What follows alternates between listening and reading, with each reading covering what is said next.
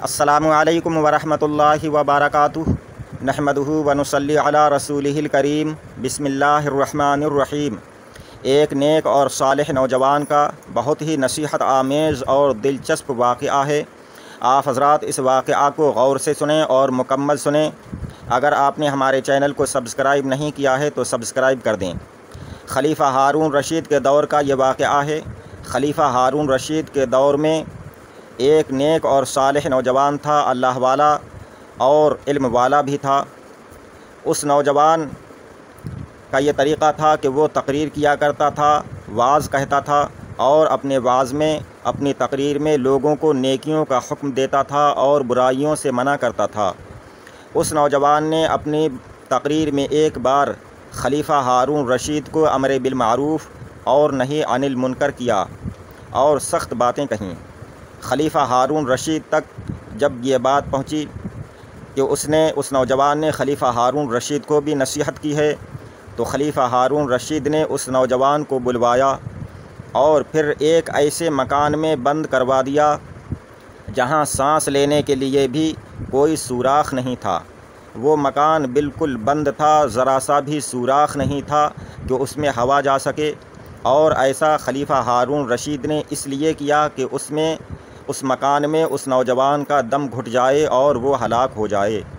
لیکن ہوا یہ، اللہ تعالیٰ جسے مارنا نہیں چاہے، اللہ کی طرف سے جس کی موت نہ ہو اسے کوئی مار نہیں سکتا۔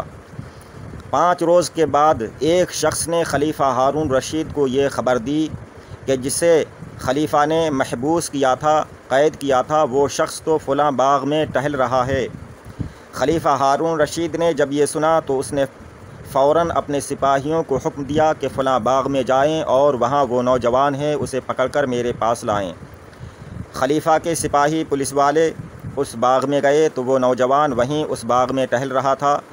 اس کے سپاہی اس نوجوان واعظ کو، اس اللہ والے نوجوان کو پکڑ کر خلیفہ ہارون رشید کے پاس لے آئے۔ جب وہ نوجوان خلیفہ ہارون رشید کے پاس آیا تو خلیفہ ہارون رشید نے اس سے پوچھا کہ تمہیں اس قید خانہ سے کس نے نکالا؟ اس پر اس نوجوان واعظ نے کہا کہ مجھے اسی نے نکالا جس نے باغ میں پہنچایا۔ اس پر خلیفہ ہارون رشید نے کہا کہ تجھے باغ میں کس نے پہنچایا؟ نوجوان نے کہا کہ باغ میں اسی نے پہنچایا جس نے قید خانہ سے نکالا۔ اس پر خلیفہ ہارون رشید نے کہا کہ عجیب اور حیرت ناک بات ہے۔ اس پر نوجوان نے کہا کہ تیرے رب کا کون سا کام حیرت ناک نہیں؟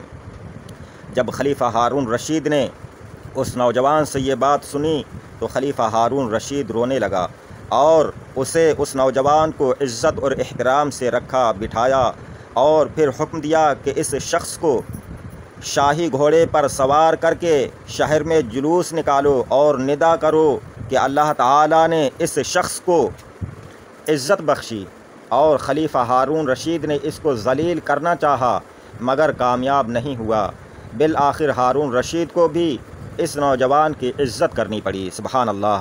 جو اللہ سے ڈرنے والے ہوتے ہیں، اللہ تعالیٰ انہیں کبھی کسی دوسرے کے حوالے نہیں کرتا، بلکہ اللہ تعالیٰ ہر طرح سے اس کی حفاظت فرماتا ہے۔ کوئی اسے کسی طرح کا ذرہ برابر بھی نقصان نہیں پہنچا سکتا۔ اس لیے اللہ کے فرما بردار بن کر رہو، اللہ کے احکام پر عمل کرو۔ اللہ تعالیٰ کبھی اپنے ماننے والوں کو ضائع نہیں ہونے دیتا۔